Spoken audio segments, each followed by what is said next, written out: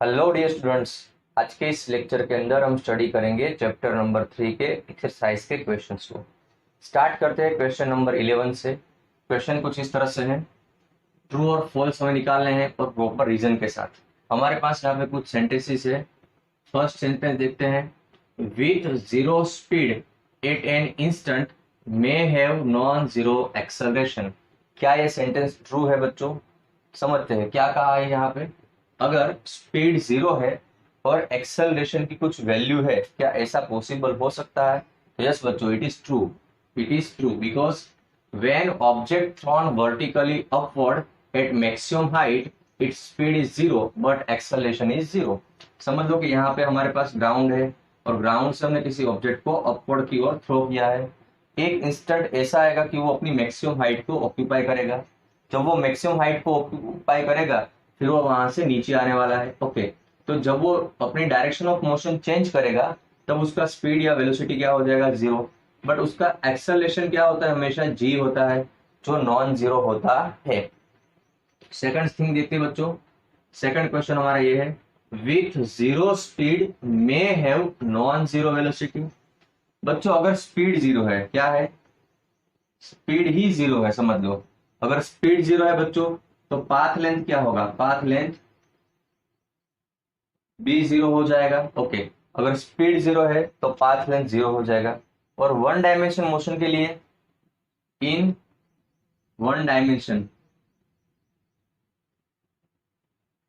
Motion बच्चों, path length equal to क्या होता है? डिस्प्लेसमेंट होता है।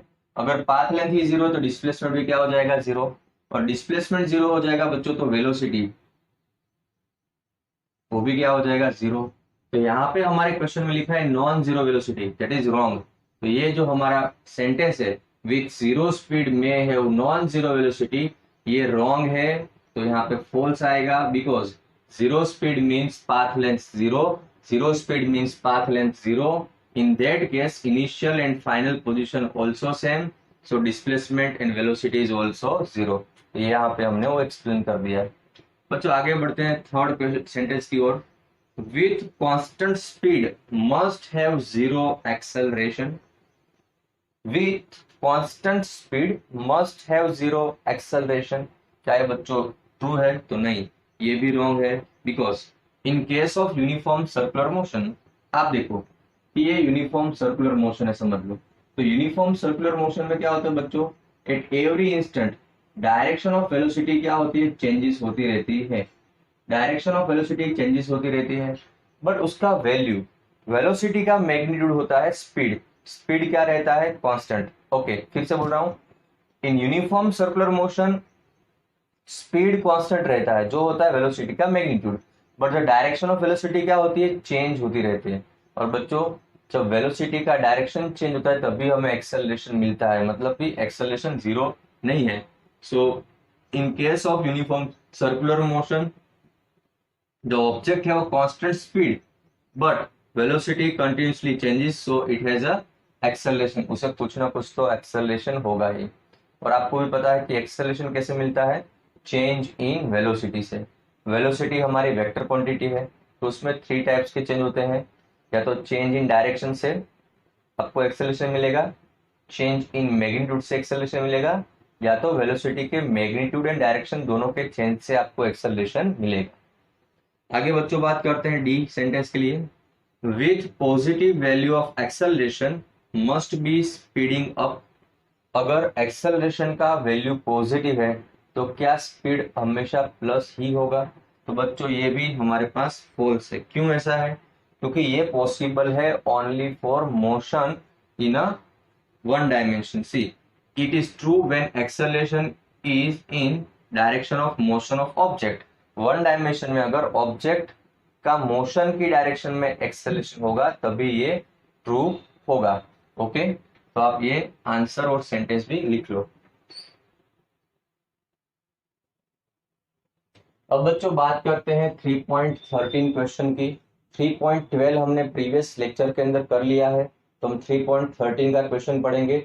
आप भी अपनी टेक्स्ट बुक में पढ़िए। क्वेश्चन कुछ इस तरह से है, explain clearly with example the distinction between magnitude of displacement over an interval of time and the total length of path covered by a particle over the same interval. Second question है, second sentence है, magnitude of average velocity over an interval of time and the average speed over the same interval. In both case, show that second quantity is greater or equal to first quantity. बच्चों दोनों case में देखिए second quantity कौन सी थी, तो first case में second quantity हमारे पास path length, okay, और फर्स्ट क्वांटिटी क्या थी हमारे पास, डिस्प्लेसमेंट थी।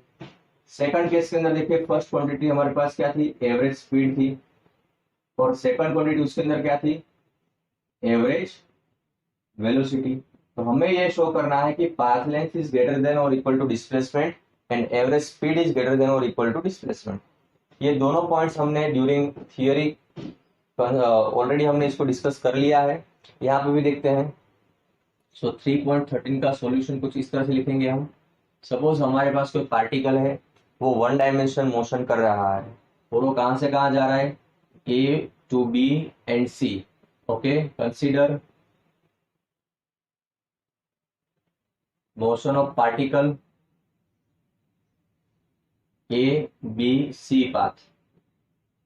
बच्चों इसका मतलब क्या होगा, पार्टिकल सबसे पहले बी के पास गया, फिर वो वहां से सी के पास आ गया। ओके, अब फर्स्ट केस हम स्टडी करेंगे पाथ लेंथ और डिस्प्लेसमेंट के लिए। तो फॉर मोशन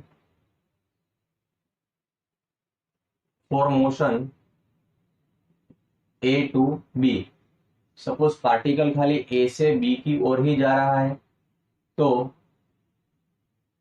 पाथ लेंथ क्या होगा बच्चों, ए बी होगा, और डिस्प्लेसमेंट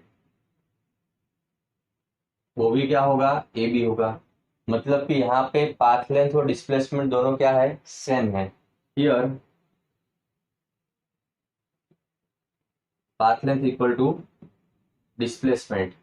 अब बच्चों for motion A B C, particle A से बी के पास गया और बी से सी के पास गया, तब बताइए कि पाथ लेंथ क्या होगा। तो बच्चों इस केस के अंदर पाथ लेंथ होगा ए टू बी और बी टू सी, यानी A B plus B C. Clear है? ओके, डिस्प्लेसमेंट क्या होता है बच्चों, डिस्प्लेसमेंट आपको पता है कि final position minus initial position. तो यहाँ पे डिस्प्लेसमेंट होगा ए टू सी, यानी यहाँ पे आपका डिस्प्लेसमेंट आने वाला है ए सी। ये ए सी क्या है बच्चों, ए सी आपको जब मिलेगा जब आप ए बी में से बी सी माइनस करोगे, यानी A B minus B C. Okay, तो यहां से आप क्या बोल सकते हो, हियर देखो जो पाथ लेंथ है उसके अंदर क्या हुआ, ए बी के अंदर आपने बी सी एड किया है, डिस्प्लेसमेंट में क्या किया आपने, ए बी में से बी सी माइनस किया। तो ऑब्वियसली बात है यहाँ पे कि path length is greater then displacement. तो बच्चों ये दोनों इक्वेशन हमारे पास हो गए। तो from 1 and 2 we can say that path length is greater or equal to displacement. Is it clear to you? चलो आपने फर्स्ट केस यहाँ पे डिराइव कर लिया। ओके, अब आपको क्या लाना है, average speed is greater than और equal to average velocity. So for same interval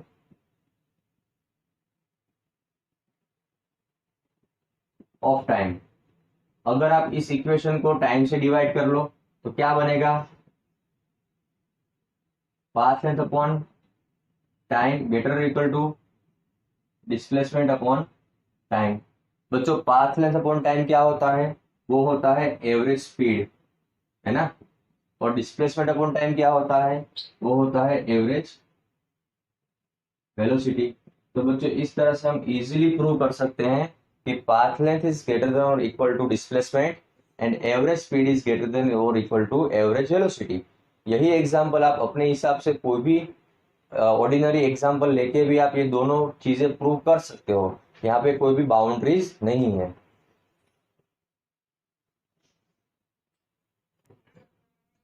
अब बच्चों देखते हैं एक्सरसाइज का 3.14 नंबर का क्वेश्चन।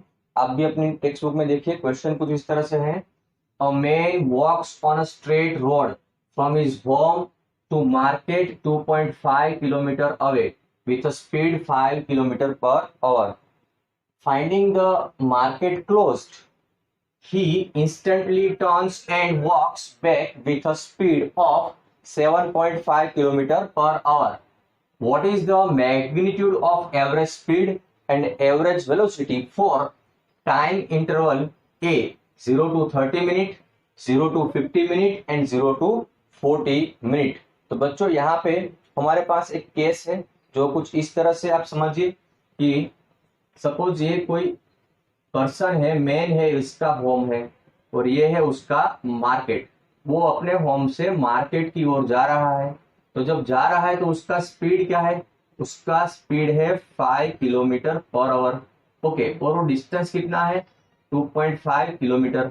अब जब वो मार्केट पहुंच गया तो उसने देखा कि मार्केट क्लोज है, तो क्या करेगा? वो अपने घर पे वापस आएगा। तब उसका स्पीड क्या है? उसका स्पीड है 7.5 किलोमीटर पर आवर। ओके, तो हमें क्या करना है? हमें ये जो पूरी इवेंट है, वो घर से निकल के मार्केट जाके फिर से घर आ रहा है, वो पूरा टाइम इंटरवल निकालना है। और उस टाइम इंटरवल पर से हम छोटे छोटे सेगमेंट जो हमें गिवन है टाइम इंटरवल के, 0 से 30 मिनट, 0 से 40 मिनट और 0 से 50 मिनट, उसके लिए हम average speed and average velocity निकालेंगे। तो फर्स्ट ऑफ ऑल हमें क्या करना है? हमें पहले तो एक सिचुएशन को विजुलाइज करना है, समझना है। ये हम समझ लिए हैं। अब देखिए बच्चों, for going home to market, बच्चों जब ये मैन होम से मार्केट जा रहा है तो हमारे पास क्या है? डिस्टेंस एंड स्पीड है। हम उसका टाइम फाइंड कर लेंगे। टाइम क्या होगा? घर से मार्केट जाने का टाइम क्या होगा बच्चों? तो टाइम हमें निकालना है। टाइम होगा डिस्टेंस अपॉन वेलोसिटी। डिस्टेंस क्या होगा? 2.5 अपॉन 5 यानी 1/2 आवर, इट मीन्स 30 मिनट। बच्चों ये इंसान अपने घर से मार्केट जाएगा, 30 मिनट में जाएगा। ओके, अब for going market to home क्या होगा टाइम? बच्चों ये टाइम होगा डिस्टेंस अपॉन स्पीड। हमें ये स्पीड v2 गिवन है। कितना गिवन है? 7.5। ओके, तो यहाँ पे 2.5 नीचे आएगा 7.5, 1/3 और होगा। इसको आप मिनट में कन्वर्ट करोगे तो 60 से मल्टीप्लाई करना पड़ेगा, आएगा आंसर 20 मिनट्स। ओके, तो देखो आप समझ लो कि यहाँ पे इंसान का, ये मेन का घर है, ये उसका मार्केट है ना। अब वो होम से मार्केट गया तो उसने कितना टाइम लिया? 30 मिनट। ओके, मार्केट से होम आया तो कितना टाइम लिया उसने? 20 मिनट। अब मैं आपको ये पूछूंगा कि भाई आफ्टर 30 मिनट ये मैन कहाँ पे है? तो आप बोलोगे सर 0 से स्टार्ट किया, 30 मिनट के बाद मार्केट पे है। If I ask you that what its position after 50 minute, तो आप क्या करोगे? सर यहाँ से यहाँ जाने का 30 और यहाँ आने का 20, मतलब कि 50 मिनट पे वो अपने घर पे ही था। Now if I ask you to find out position at 40 minute, तो बच्चों आप बोलोगे कि सर 40 मिनट में वो बीच में होगा। क्यों? जाने का 30 मिनट और आने का जो 20 है ना, उसमें से आपने 10 को काट दिया। ओके, तो 10 मिनट पे वो कहाँ पे होगा? बीच रास्ते पे होगा। ये आपको क्लियर हो गया? तो आप इजीली ये केसेस को सोल्व कर लोगे। तो देखते हैं हम। फर्स्ट ऑफ ऑल हम यहाँ पे फर्स्ट केस ले लेंगे A, for T equal to 0 to T equal to 30 minute के लिए। बच्चों पहले निकालेंगे एवरेज स्पीड।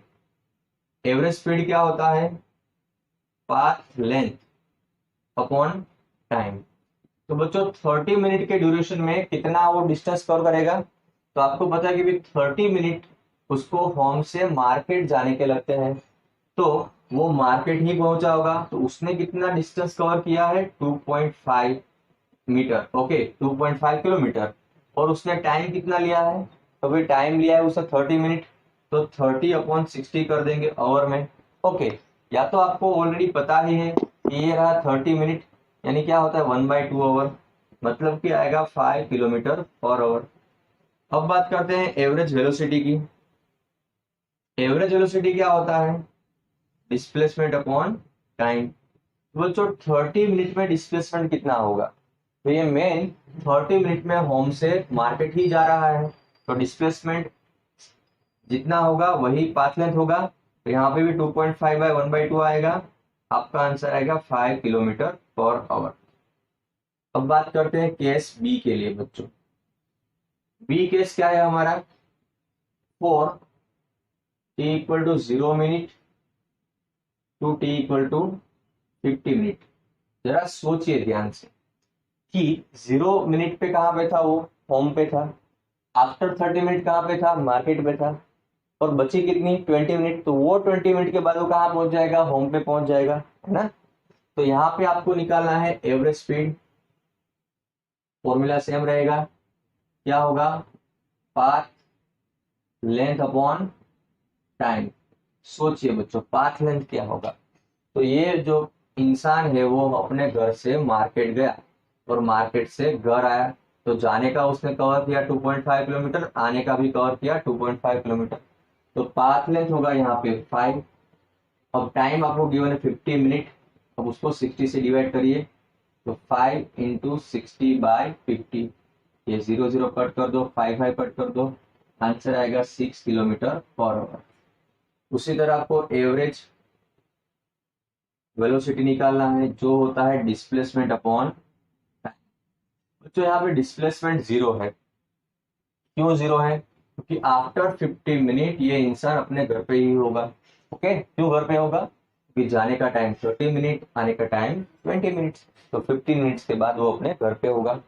तो डिस्प्लेसमेंट 0 है, तो आपका आंसर यहाँ पे आएगा 0। Okay, because displacement is 0। अब बच्चों बात करते हैं लास्ट केस की। ओके, जो है C, 40 equal to 0 to T equal to 40 minute. बच्चों देखिए ध्यान से, ये हमारा फॉर्म है और ये मार्केट है ना। ये 0 मिनट है। 30 मिनट आपका कहाँ बनेगा, मार्केट में बनेगा, क्योंकि मार्केट जाने का टाइम 30 मिनट है। अब मार्केट से घर आने का टाइम क्या है, 20 मिनट्स। हमें 30 में खाली 10 ही ऐड करना है। तो जब मार्केट से होम वो 20 मिनट में आ सकता है, तो 20 मिनट 10 मिनट में कहाँ पे होगा, वो बच्चों 10 मिनट पे होगा, यहाँ पे बीच में। तो ये हमें समझ में आ गया, यानी ये उसका फाइनल पोजीशन है, ये उसका इनिशियल पोजीशन है, और मोशन कुछ इस तरह से हो रहा है, समझ लो। तो पहले हम निकालेंगे एवरेज स्पीड। एवरेज स्पीड क्या होगा, वो होगा पाथ लेंथ अपॉन टाइम। चलिए पाथ लेंथ कितना होगा, तो सर यहाँ पे पाथ लेंथ होगा होम से मार्केट का डिस्टेंस 2.5 किलोमीटर प्लस मार्केट से बीच रास्ते तक आने का डिस्टेंस होगा 1.25। अब टाइम हमारे पास कितना है, 40 मिनट है, तो 40/16 कर देंगे। तो ऊपर का एडिशन निकालिए, चलो 3.75 हो जाएगा इंटू 60/40। चलो 3.75 इंटू 60/40 करिए, क्या हो रहा है, देखो 3.75 इंटू 60, ओके, अपॉन 40 करिए, तो आपका आंसर आएगा 5.625 किलोमीटर पर आवर। ये हो गया एवरेज स्पीड ड्यूरिंग 40 मिनट। अब बच्चों एवरेज वेलोसिटी की बात करेंगे, जो होगा डिस्प्लेसमेंट अपॉन टाइम। देखिए क्या है डिस्प्लेसमेंट, तो डिस्प्लेसमेंट यानी शॉर्टेड डिस्टेंस बच्चों। ये हमारा फाइनल पोजीशन होगा आफ्टर 40 मिनट। तो ये डिस्टेंस क्या होगा, ये डिस्टेंस होगा 1.25 किलोमीटर, क्योंकि ये जो टोटल डिस्टेंस है 2.5 किलोमीटर, उसका हाफ। टाइम क्या होगा 40/60। फिर से 1.25, 60 को ऊपर लेके जाओ, नीचे 40, चलो अब क्या करोगे, फिर से कैलकुलेट करोगे 1.25 इंटू 60, ओके, डिवाइड बाय 40। आपका आंसर आएगा 1.875 किलोमीटर पर आवर। बच्चों बहुत ही सिंपल सा न्यूमेरिकल है, थोड़ा लेंथ ज्यादा है इसका। दो ही फॉर्मूला आपको यूज करना है, एवरेज स्पीड का formula path length upon time, and average velocity displacement upon time. ये पाथ लेंथ और डिस्प्लेसमेंट आप कैसे निकाल सकते हो, जब आप आइडेंटिफाई कर सकते हो कि पोजीशन कहाँ पे है, तब आप इजीली ये सम कर सकते हो। ये स्कूल एग्जामिनेशन के लिए भी बहुत ही इंपॉर्टेंट सा न्यूमेरिकल है, 5 मार्क्स में आ सकता है। तो please make a note and learn it.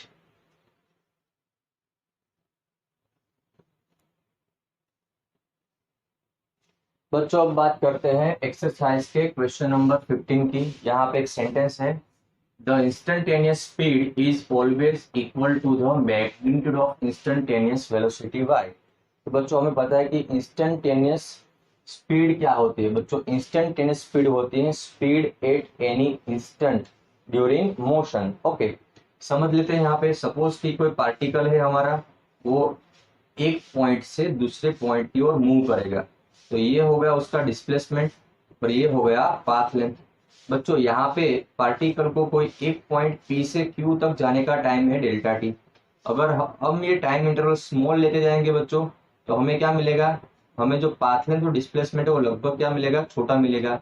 एक इंस्टेंट ऐसा आएगा कि जब हम बहुत ही छोटा सा टाइम ले लेंगे, तब पार्टिकल का डिस्प्लेसमेंट और पाथ लेंथ इक्वल बन जाएगा। तो अगर पाथ लेंथ एंड डिस्प्लेसमेंट अगर इक्वल बन जाएगा बच्चों, तो हम ऐसा लिख सकते हैं path length approximately equal to displacement. Time interval दोनों के लिए छोटा सा है, अगर टाइम इंटरवल दोनों के लिए छोटा सा है तो आप यहाँ पे टाइम लगा दो। चलो यहाँ पे भी टाइम लगा दिया। ये दोनों केस हमने कब लिए, जब हमारे पास limit of delta T tends to zero था। मतलब जब limit delta T tends to zero होता है, स्मॉल टाइम इंटरवल होता है, तभी ये होता है हमारा इंस्टेंटेनियस स्पीड और ये होगा हमारा इंस्टेंटेनियस वेलोसिटी। तो बच्चों आप यहाँ से लिख सकते हो कि, और हाँ ये तो रहेगा ही रहेगा, limit delta T tends to zero. तो आप यहाँ पे लिख सकते हो instantaneous velocity of a particle is a velocity at particular time. Okay, if we take limit time interval of motion very small, path length और डिस्प्लेसमेंट इक्वल बन जाएंगे, अप्रोक्सीमेटली इक्वल बन जाएंगे। और अगर पाथ लेंथ और डिस्प्लेसमेंट इक्वल हो जाएंगे, तो बच्चों इस केस के अंदर average velocity and instantaneous velocity and instantaneous speed भी इक्वल बन जाएंगे। आगे मूव करते हैं 3.16 के क्वेश्चन की ओर। यहाँ पे हमारे पास वन डायमेंशनल मोशन के कुछ ग्राफ गिवन है, कौन से पॉसिबल है और कौन से नहीं, ये हमें विथ रीजन बताना है। बच्चों फर्स्ट ग्राफ को देखिए, ये ग्राफ हमारा पोजीशन वर्सेस टाइम ग्राफ है। क्या ये ग्राफ ट्रू है? तो फर्स्ट आंसर हमारा आएगा no, this graph is not possible. Why? Because at one time two position not possible. क्यों? सेम टाइम वन या तो सेम टाइम पे। बच्चों ऐसा क्यों? सपोज यहाँ पे मैं कोई टाइम सोच रहा हूँ और ये टाइम से मैं टाइम की एक्सिस पे परपेंडिकुलर सोचूंगा, तो मुझे एक पोजीशन यहाँ पे मिलेगा पार्टिकल का, एक पोजीशन यहाँ पे मिलेगा। एक ही टाइम पे एक ही टाइम पे पार्टिकल का दो पोजीशन होना पॉसिबल नहीं है। सोचिए, आप अपने घर पे बैठे हो कुछ टाइम के ड्यूरिंग, और वही टाइम पे आप बताएंगे कि आप किसी और सिटी में बैठे हो, क्या ये पॉसिबल है? नहीं है पॉसिबल। एक टाइम पे पर्टिकुलर पार्टिकल एक ही जगह पे होता है, तो ये रॉन्ग है।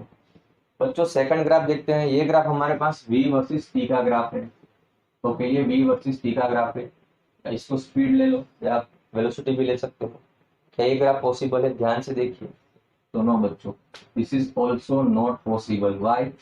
बिकॉज यहाँ पे भी आप सोच सकते हो, एक पर्टिकुलर टाइम पे देख लो, पर्टिकुलर टाइम पे देखो वेलोसिटी डिक्रीज भी हो रही है, और यहाँ से सोचोगे तो वेलोसिटी इंक्रीज भी हो रही है। Okay, so no, at same time velocity has two value, so it is not possible। एक ही जगह पे वेलोसिटी की दो वैल्यू होती है, पॉसिबल नहीं है। ओके, यहाँ पे बात करते हैं सी ऑप्शन के लिए। हमारे पास स्पीड वर्सेस टी का ग्राफ है। आपको पता है स्पीड क्या होता है बच्चों?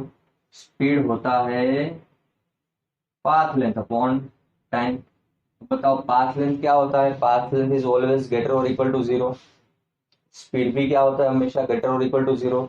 बट आप यहाँ पे ध्यान से देखिए, ये ग्राफ के अंदर स्पीड की वैल्यू देखो, यहाँ पे प्लस है, फिर जीरो हो गई, फिर यहाँ पे स्पीड नेगेटिव हो गई।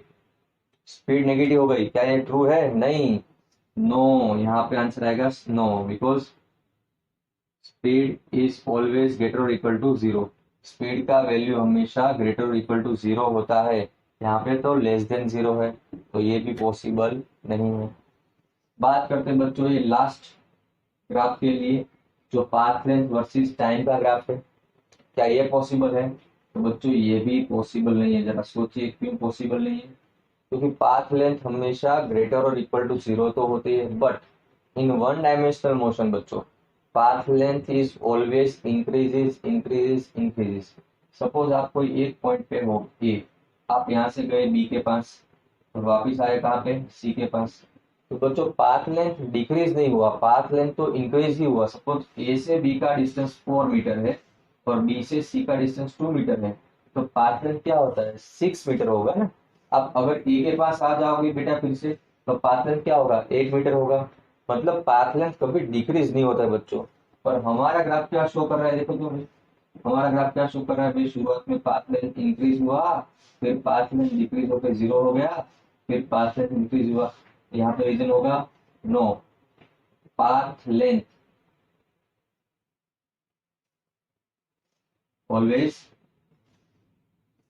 increases, it is never decreases. That's why this all graph are wrong. Okay, please make a note.